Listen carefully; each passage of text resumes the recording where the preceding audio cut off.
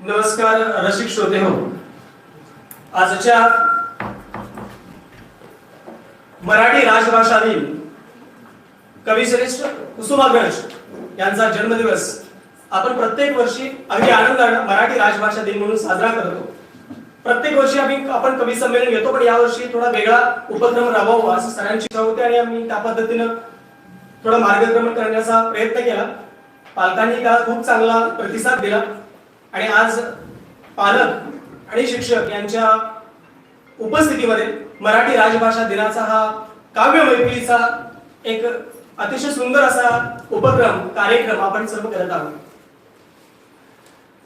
रसिक श्रोते हो, आपल्या सर्वांना माहित असेलच की नुकताच तुम्ही नटसम्राट चित्रपट बघितला असेलच की जगावं की मरावं हाच एक सवाल आहे.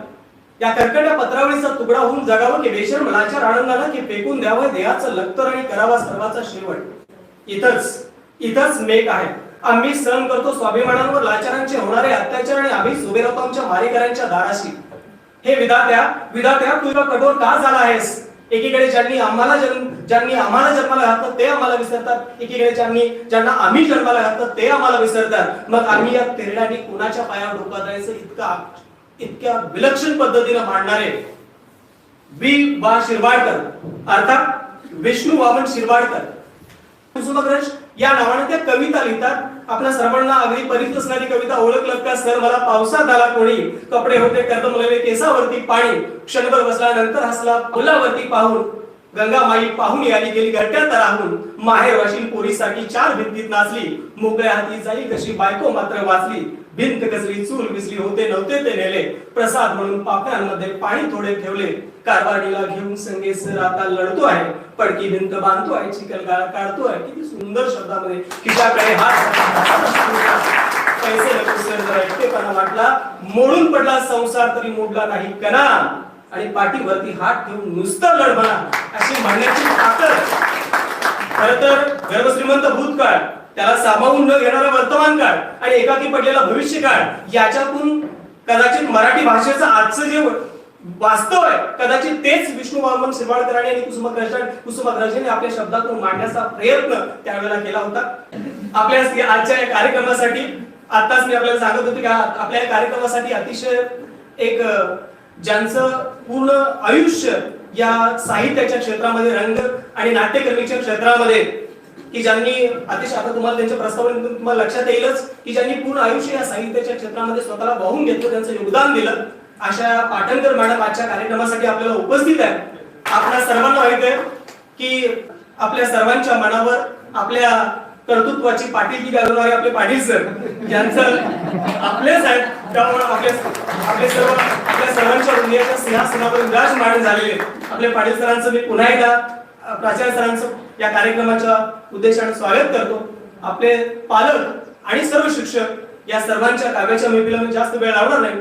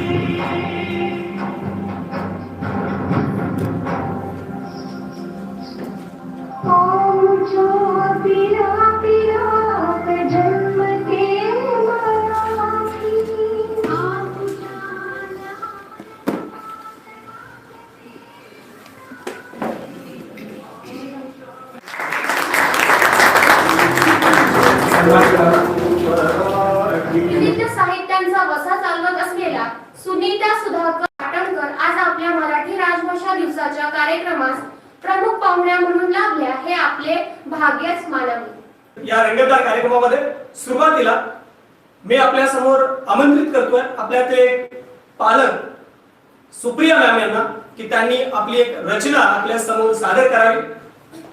आपल्या समोर येत आहेत, आपण सर्वांनी टाळ्यांच्या गजरामध्ये स्वागत करूया।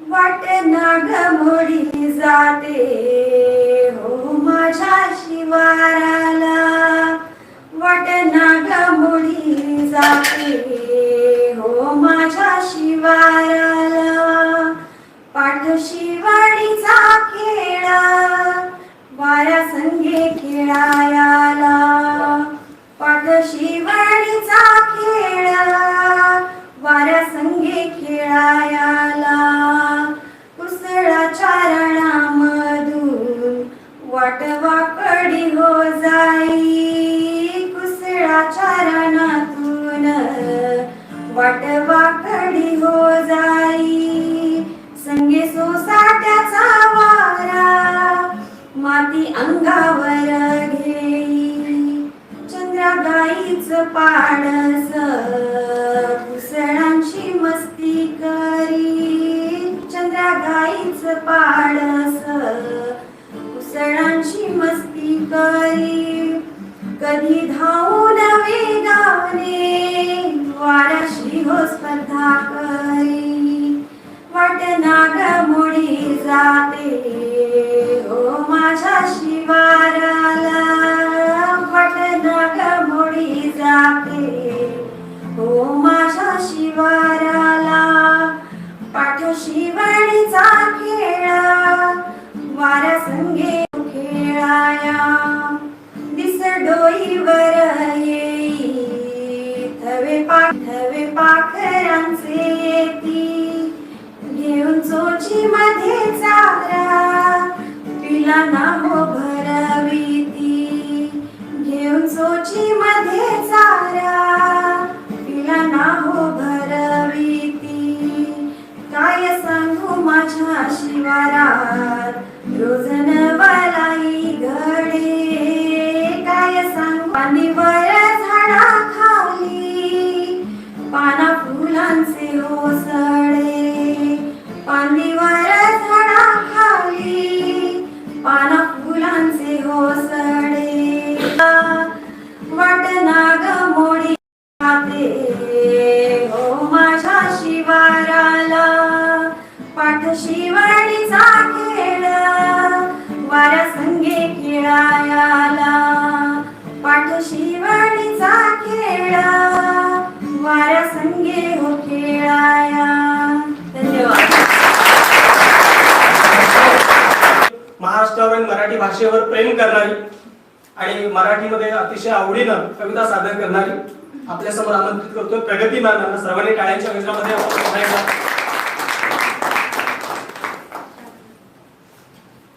धन्यवाद सर। आज मी माझ्या मावस सासूबाईंनीच म्हणजे डॉक्टर शुभदा खटावकर यांनी लिहिलेली त्यांची स्वरचित कविता आपल्यासमोर सादर करणार आहे। कवितेचं नाव आहे एक दिवा लावताना। एक दिवा लावताना उजळलेला प्रकाश किरण थेट अंतरंगात पोहोचला।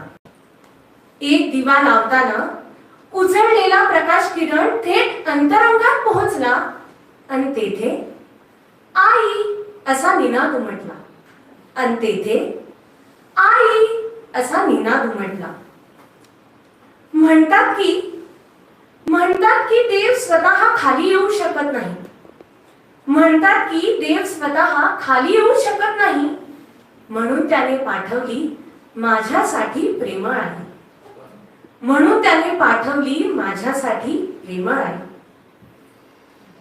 मदर डे सजतोय वृत्तपत्रे आणि टीव्ही चॅनल्सवर, मदर डे सजतोय वृत्तपत्र कुणाच्याही सोनेरी घड्याळ, पण खऱ्या आईसाठी वेळ नाहीये कुणाच्याही सोनेरी घड्याळ।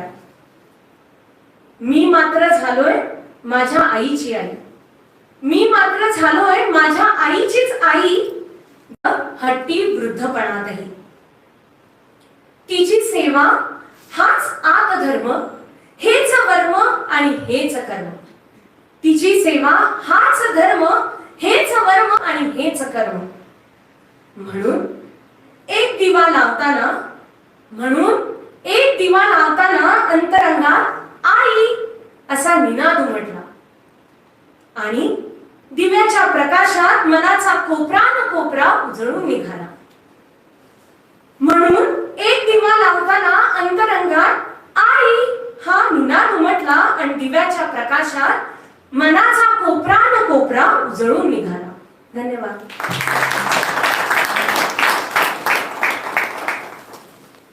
अतिशय सुंदर कविता. खरं तर फुल नको आम्हा अत्तराचा वास, काहीतरी कुठेतरी चुकते खास. फुल नको आम्हा अत्तराचा वास, काहीतरी कुठेतरी चुकते खास.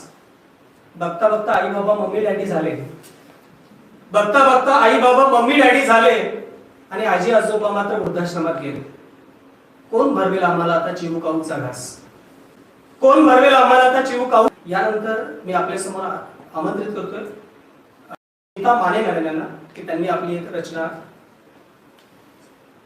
यानंतर स्मिता मॅडम कदाचित वेबिनार मध्ये अटेंड करतात. यानंतर मी आपल्या समोर आमंत्रित करतो मनीषा मॅम यांना की त्यांनी आपली एक रचना सादर करा. सुवास तिजला चंदनाचा आणि काकवीची गोळी, मराठी माझी माय बोली, तिची थोरवी ना थोडकी, तिची थोरवी ना थोडकी. नमस्कार रसिक हो.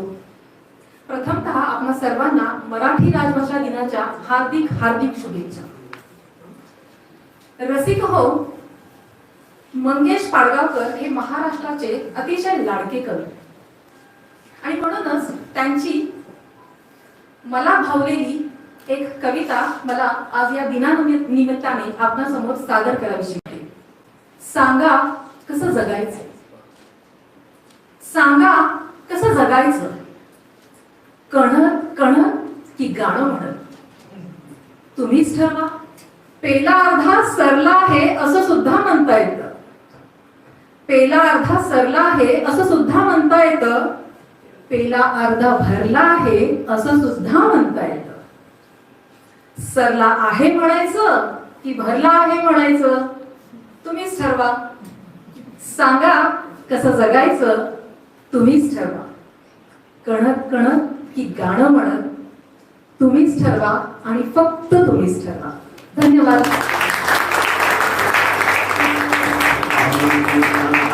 यानंतर मी आपल्या समोर आमंत्रित करतोय मनीषा कुलकर्णी मॅम यांना की त्यांनी आपल्या समोर आपली एक रचना सादर करावी. नमस्कार. मी बऱ्याच कविता लिहिते पण आज कविता म्हणून दाखवायचा माझा पहिलाच प्रसंग आहे. तर माझ्या कवितेचं नाव आहे देशप्रेम. देशप्रेम देशप्रेम आहे का खरे प्रेम देशावर, कसला आनंद मिळतो तुम्हाला कचरा फेकून रस्त्यावर, कसला आनंद मिळतो तुम्हाला कचरा फेकून रस्त्यावर, काहीच कसे वाटत नाही कुठेही थुंकल्यावर, आपलाच देश होतो घाण हा विचारही कसा येत नाही असे केल्यावर, देशप्रेम देशप्रेम आहे का खरे प्रेम देशावर. देहाकडून देवाकडे जाताना मध्ये लागतो देश, देहाकडून देवाकडे जाताना मध्ये लागतो देश, हे वाक्य सावरकरांचे विचार करा त्यावर. आठव कोडे ओढलेले सावरकरांच्या पाठीवर, देशासाठी हसत हसत भगतसिंग चढले फासावर, आहे का असे प्रेम आपल्या आपल्या देशावर, आहे का असे प्रेम. अतिशय सुंदर अशी कविता मॅम. पुन्हा एकदा अतिशय हरहुन्नरी कवी आपल्यामध्ये आहे, ज्याच्या कविता आपण जे उभा राहिले तरी सुद्धा तुम्हाला सगळ्यांना म्हणजे अगदी उभा राहिल्यानंतर त्यात अगदी वातावरण चैतन्यमय करून टाकणारा एक कवी आपल्या समोर आमंत्रित करतोय कैलास सर. आपल्या समोर येत आहेत कैलास.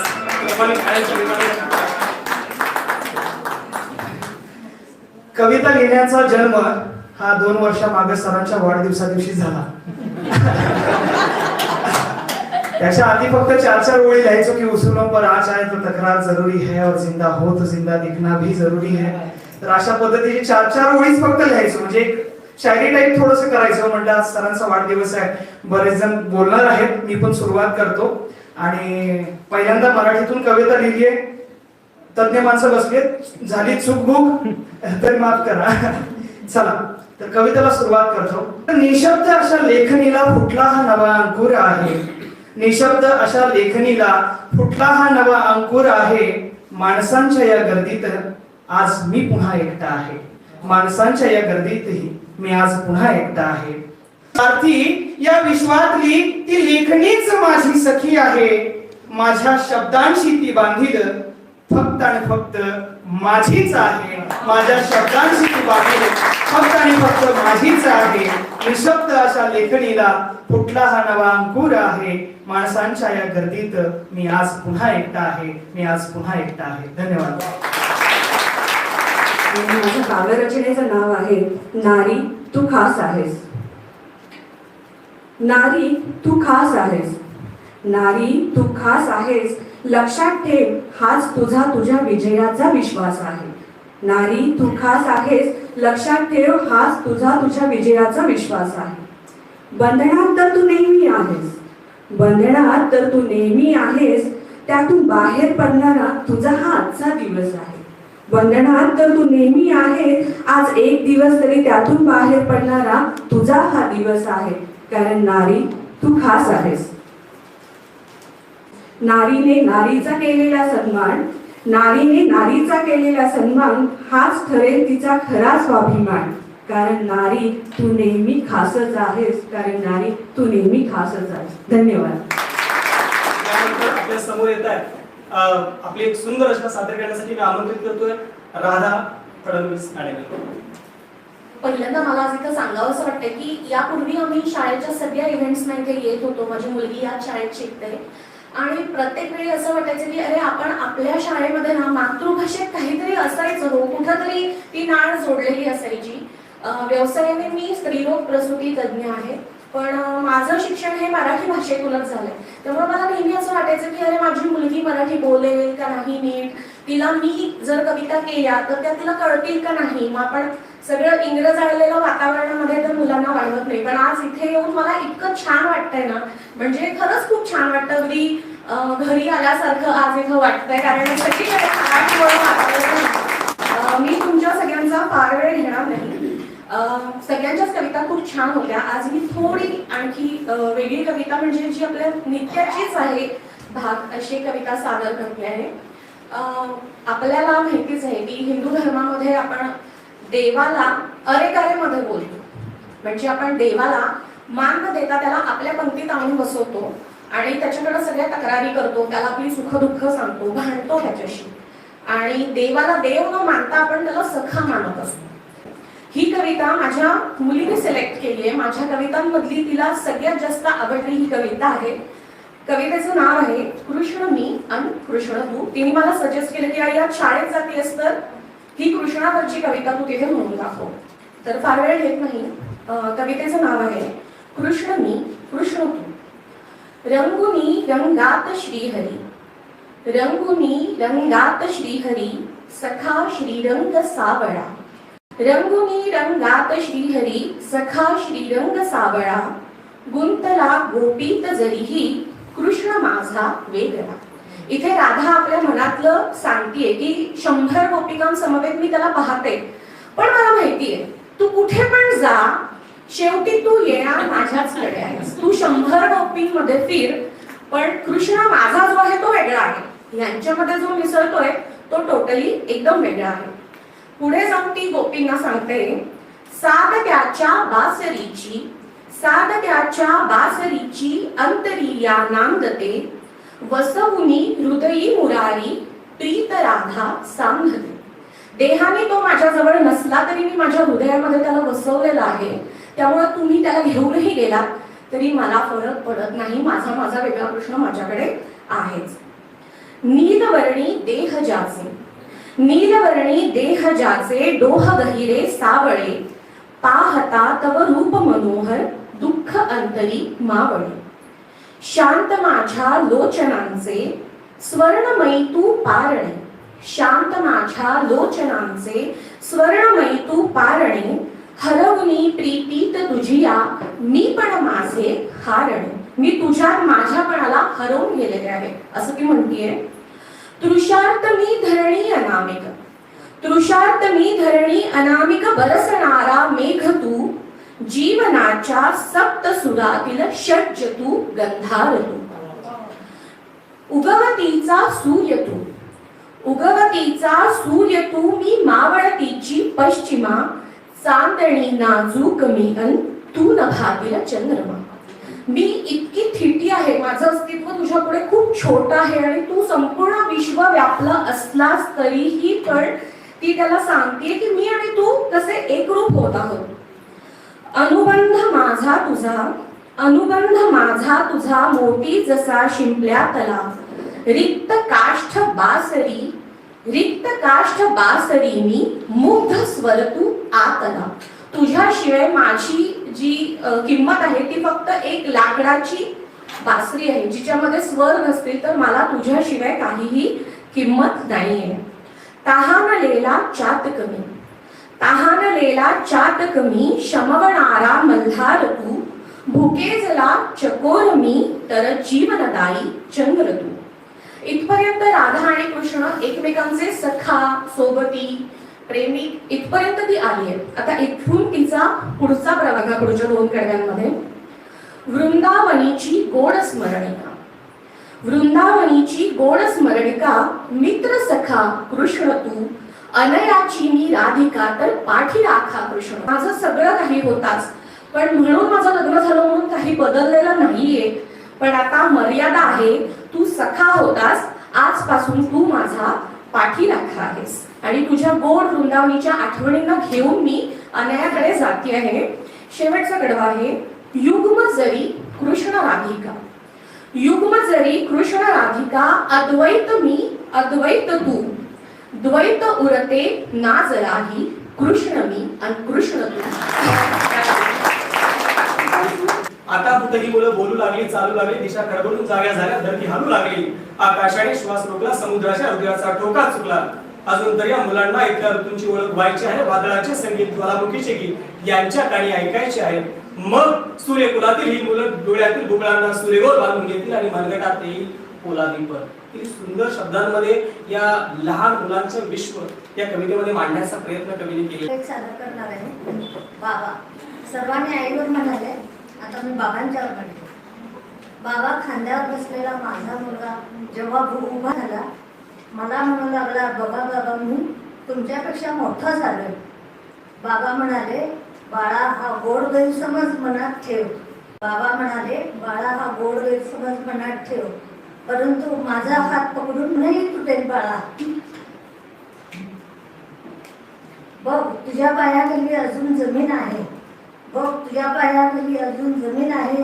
मी वडील आहे बाळा, मी खूप बाळा खांद्यावर नाही, जेव्हा तू जमीन उभा राहशील. हा पिता तुला आपले सर्व काही देऊन जाईल, तेव्हा मी हा पिता जगातून निघून जाईल. धन्यवाद.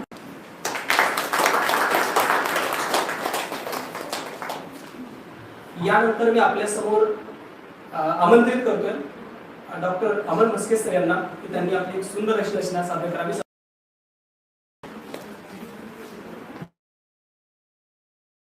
मराठी राजभाषा दिनाच्या हार्दिक शुभेच्छा. मॅडम मी देशप्रेमाच्या, आपलं खरंच देशप्रेम आहे का या संदर्भात एक आत्मपरीक्षण करावं अशी कविता सादर केली. त्याच प्रकारे आत्मपरीक्षण जेव्हा मुंबईवर दहशतवादी हल्ला झाला त्यावेळी हेमंत करकरे, अशोक कामटे ही स्वरची कविता आहे, मी आपल्यासमोर सादर करतो. हेमंत अशोक विजय संदीप, हेमंत अशोक विजय संदीप जेव्हा प्राणाची आहुती देतात तेव्हा, फक्त तेव्हा माझा रोम रोम देशभक्तीनं पेटून उठतो. मग मी मोर्चे काढतो, मग मी मोर्चे काढतो, शहीदांच्या फोटो समोर 2 अश्रू ढाळतो, फुले वाहतो, मेणबत्त्या लावतो, देशभक्तीची गाणी म्हणतो. सिस्टीमला आणि पुढाऱ्यांना 4-2 शिव्या हसतो, सिस्टीमला आणि पुढाऱ्यांना 4-2 शिव्या हसडतो आणि 2 वेळा पोटभर जेवून रात्री शांत झोपी जातो. 4-8 दिवसांनी पुन्हा सगळं नॉर्मल होतं. न्यूज चॅनलवाल्यांना तोवर प्रकरण नवं चढायला मिळतं. मनातला देशभक्तीचा पूर हळूहळू ओसरू लागतो. माझ्यातला देशभक्त आता सोयीस्करपणे झोपून जातो. मागे फक्त मी उरतो. पुरता कुटुंबापुरता फक्त मीच. माझ्यातला स्वार्थ आता देशभक्तीची जागा घेतो. बेईमानी कामं मी इमानानं करतो.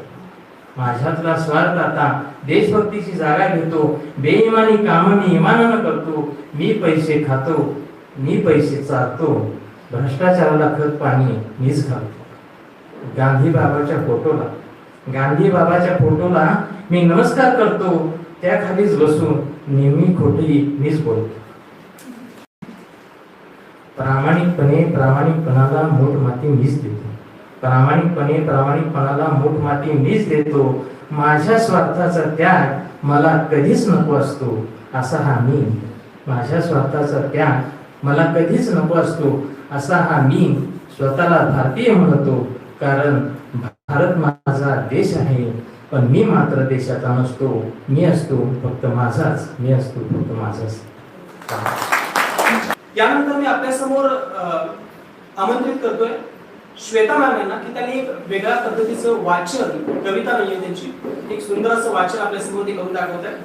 सर्वांनी टाळ्यांच्या गजरामध्ये आपण स्वागत करू. तर ह्या दोन दिग्गजांनी मराठी ही वाढवली आणि आपण आज तो मराठी दिवस साजराही करतो. पण ही संस्कृती महाराष्ट्राची, तर महाराष्ट्र कसा निर्माण झाला, कसा त्याला ह्या संस्कृतीचा वारसा लाभला, हे राजा शिव छत्रपतीच्या पहिल्या प्रकरणात बाबासाहेब पुरंदरेंनी लिहिलं. आणि नाशिक हा जो संबंध आहे तो इथेही आहे. कारण रामचंद्र दंडकारण्यात गेलेले होते वनवासाला आणि तो नाशिकचाच परिसर आहे. तर त्याविषयीचं पहिलं प्रकरण राजा शिव छत्रपती मधलं मी त्यातला एक छोटासा गद्यांश तुमच्या समोर वाचून दाखवतो. कलियुगाच्या कमलपत्रावरील कथा. दाट अगदी घनदाट अरण्य होतं ते दंडकारण्य. दिवसाही अंधार दाटावा अशी किरण झाडी. शतकानुशतकांच्या धोधो पावसात ते घोर अरण्य स्वैर फोफावलं होतं. शेंडे आभाळाला भिडले होते, पाळेमुळे पाताळात पोचली होती. दंडकारण्य नुसते नाव ऐकलं तरी अंगावर काटाच उभरायचा. महाभयंकर, भयप्रद, अगदी निर्मनुष्य. अफाट रानवेलीच्या आणि पारंब्याच्या जटा जमिनीपर्यंत हेलावत. जशा पारंब्या तसेच आजगरही. वर पाहिले तर आकाश दिसणार नाही आणि समोर पाहिले तर क्षितिज दिसणार नाही अशी किर्ण हिरवी दाटी. राक्षसांसारखे प्रचंड वृक्ष वाऱ्याने करा लवत आणि वृक्षाहूनही प्रचंड राक्षस अहोरात्र धिंगाणा चाले. तीरावर पर्णशाला सजली. अरण्याचे तपोवन झाले. रानवेलींच्या पुष्पवाटिका झाल्या. सीतेच्या कोमल शब्दरवांनी आणि कंकण निनादांनी वास्तुशांत साजरी झाली. दंडकारण्याला संस्कृतीचा पहिला स्पर्श असा झाला. रानवेलींना सीता गुंफेचा लळा लागला.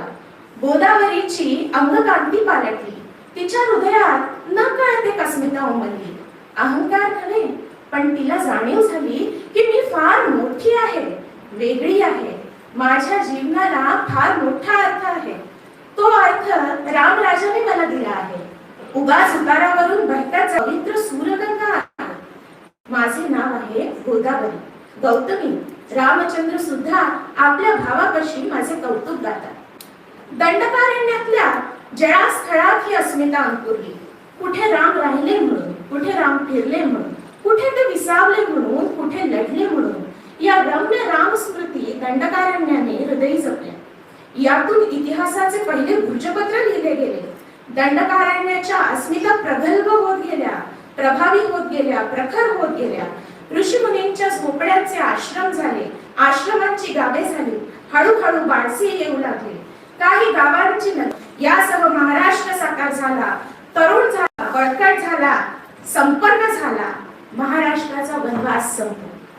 यानंतर मी आपल्यासमोर आमंत्रित करतोय तृप्ती मॅम यांना की त्यांनी आपली एक रचना सादर करावी. कवितेचं नाव आहे फुलं. जाई जुई मोगरा गुलाब, जाई जुई मोगरा गुलाब चाफा सदाफुली, जाई जुई मोगरा गुलाब चाफा सदाफुली. शेजारी शेजारीच आहेत माझ्या गावी. रोज त्यांना पाणी घालते, रोज त्यांना पाणी घालते, गप्पाही मारते त्यांच्याशी पाणी घालतात. परवाच पुसडचा संवाद ऐकू आला, परवाच पुसडचा संवाद ऐकू आला. जाईची वेळ आपल्या फुलांना म्हणत होती, अशी कशी रे नाजूक तुम्ही, त्या चाफ्यांच्या फुलांकडे बघा, कसली सॉलिड स्ट्रॉंग आहेत. काहीतरी खा रे, पण त्या चाफ्याच्या फुलांसारखं स्ट्रॉंग बना. चाफ्याचं झाड आपल्या फुलांना रागवत होतं, अशी कशी रे पांढरी फटक तुम्ही, हे? त्या गुलाबाच्या फुलांकडे बघा, कसली लाल भडक झुपकेदार आहेत ती. काहीतरी करा रे, पण लाल भडक बना त्या गुलाबाच्या फुलांसारखं.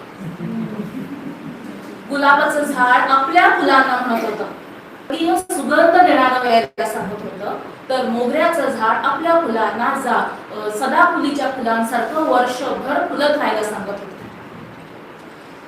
आपले जन्मदाते आपण जसे आहोत तसं न राहता भलतंच काहीतरी करायला सांगतायत, हे ऐकून सगळी मुलं सॉलिड गोंधळात होती. एक मिनिट, मी मुलं म्हटले का? मुलं म्हटले का? सॉरी हा, मला फुलं म्हणायची होती. धन्यवाद.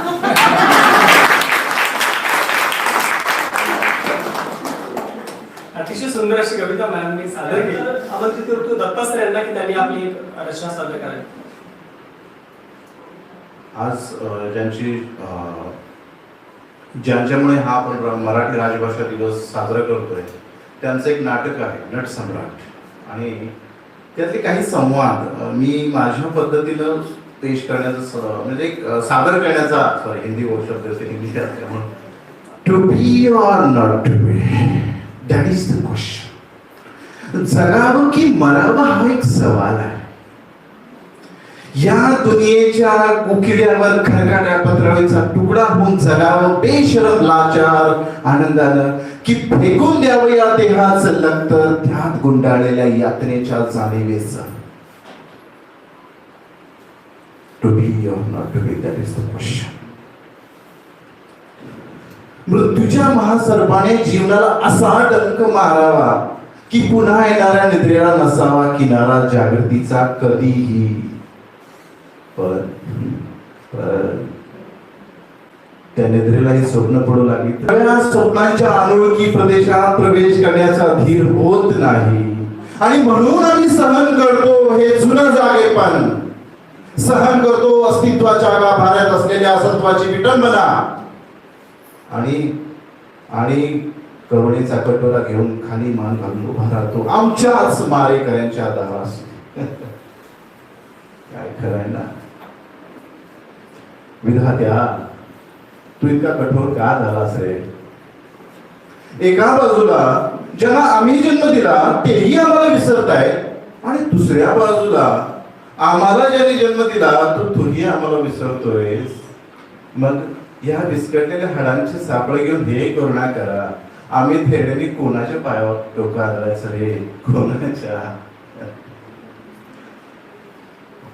कोणी घर देते का रे? घर कोणी घर देते का रे? घर या तुफानाला कोणी घर देते का? घर.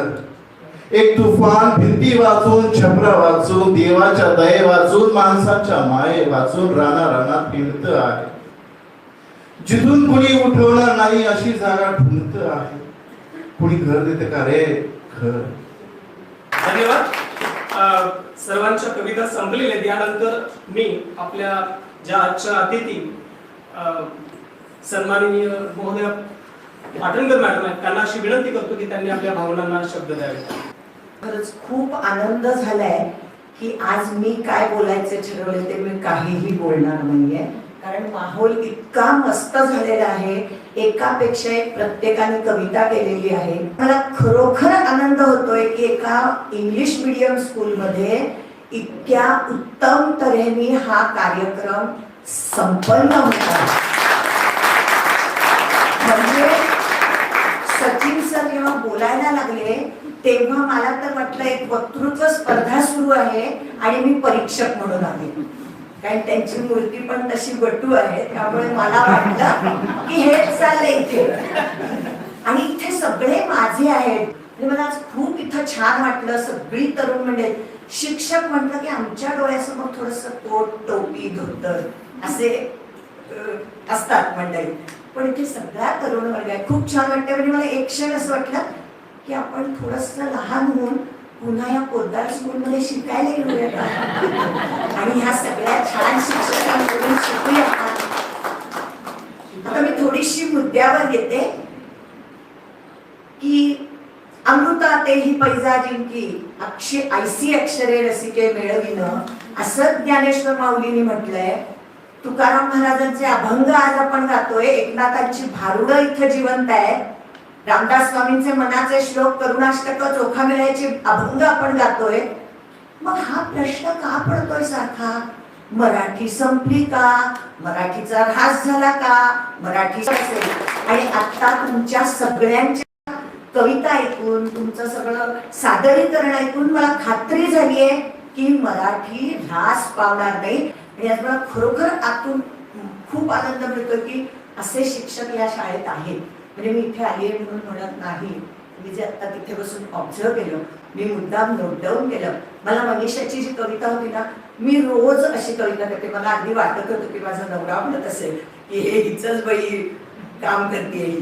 कारण रोज मॉर्निंग सकाळी, आता मी खूप मराठी बोलते, मॉर्निंग वॉकला आपण गेलो की रोज धुंकणारे लाल सडे. मला इतकं लॉकडाऊन आवडलं. खूप जण म्हणतात हे तुझं काय जात आहे, तुझं आता रिटायर्ड एज आहे, इथं ज्यांची पोटं आहेत, जे उपजीविकेची साधनं बंद पडली. अरे नाही नाही नाही, 21 दिवसाचं लॉकडाऊन चांगलं होतं. ना धूळ ना हे, पक्ष्यांना किती आनंद मिळाला, पक्ष्यांच्या स्वरांनी आम्ही जागे व्हायला लागलो. खूप छान होतं. रस्त्यावर घाण नव्हती, जिकडे तिकडे स्वच्छता होती. मग हे आम्हाला का जमत नाही? माझं घरी आले की रोज मी एक फेसबुकला टाकत असते काहीतरी. कविता तरी होते, अल्पाक्षरी बहुगुणी. कविता का वेळ नसतो, स्वयंपाक करायचा असतो. त्यामुळे पटकन मी नेहमी, मला मनीषाची कविता ऐकताना अगदी भरून आलं होतं. काही वेळा डोळ्यातून पाणी येत. खरंच आमचं देशावर प्रेम आहे का? मग तसं आमचं माझ्या भाषेवर माझं प्रेम आहे का? माझ्या आईवर माझं प्रेम आहे का? आईच्या कविता सगळ्यांनी इथे 4-5 लोकांनी म्हटल्या. आजच्या राजभाषा दिनाच्या दिवशी मला, मी आलेलीच होते, सरांनी विचारलं आर्याला आणि अचानक मला इथे यायला मिळालं. मला खूप आनंद झाला. कारण मी दोन्ही नातींकडून आणि माझ्या मुलीकडून शाळेचं कौतुक ऐकत असते. आणि मला असं खूप वाटायचं की आपल्याला कधीतरी इथे संधी मिळायला हवी, असं तुमच्या गॅदरिंगच्या वेळी मला नेहमी वाटायचं. आणि ती आज इतक्या छान दिवशी, कुसुमाग्रजांच्या जन्मदिनी आणि काल झालेल्या स्वातंत्र्यवीर विनायकदा बोलतो सावरकरांनी आपल्या सगळ्यांची ऋणी आहे. ऋणात राहायला आवडेल. आणि तुम्हा सर्वांना मला अगदी असं इतकं वाटत होतं की एक कवी संमेलन भरवावं आणि तुम्हा सगळ्यांना आमंत्रित करावं.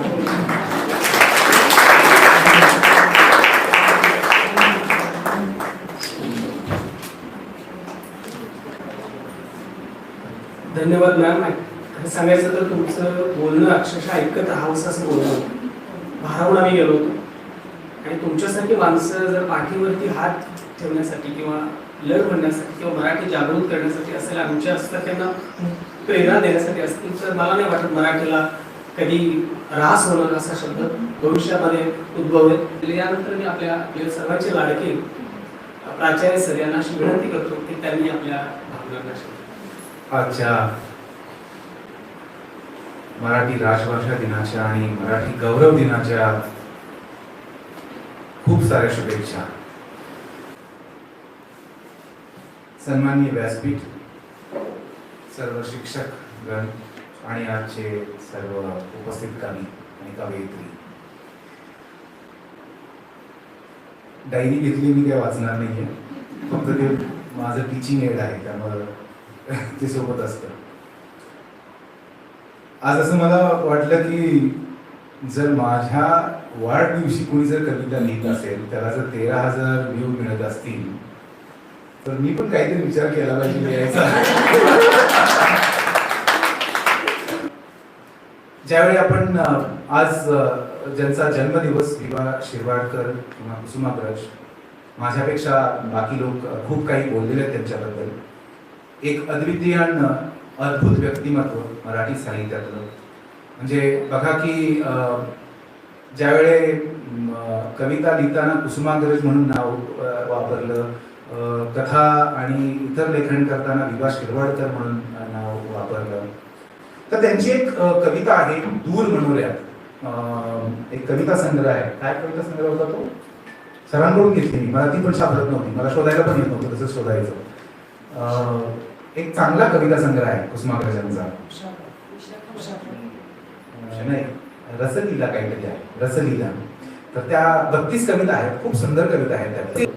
पाण्यावर खळखळा लोळतो रुसलेला वात, भांबाहुनी आभरांच्या गर्दीत गुदमरल्या तारा, भांबाहुनी आभरांच्या गर्दीत गुदमरल्या तारा, सुलाने तडफडा फाडतो उभे शीरवारा, पिंजुनिया आयाळ गरजती लाटा भवताली, पिंजुनिया आयाळ गरजती लाटा भवताली, प्रचंड भिंगापरी उठते जळ आदळूनी खाली, प्रवासास गलबते आपुली अशा काळरात्री, प्रवासासी गलबते आपुली अशा काळरात्री, वावटळीतील पिसांप्रमाणे हेलावत जाती, परंतु अंधारात चकाके बघा बंदरात, परंतु अंधारात चकाके बघा बंदरात, स्तंभावरचा प्रकाश हिरवा तेजस्वी शांत, स्तंभावरचा प्रकाश हिरवा तेजस्वी शांत, किरणांचा उघडून पिसारा देवदूत कोणी, किरणांचा उघडून पिसारा देवदूत कोणी, काळोखावर खोदीत बसला तेजाची लेणी, उज्ज्वल त्याची पहा प्रभावळ दूर मनोऱ्यात, उज्ज्वल त्याची पहा प्रभावळ दूर मनोऱ्यात, अणलावा हृदयात सख्यानो आशीची वात, अणलावा हृदयात सख्यानो आशीची वात.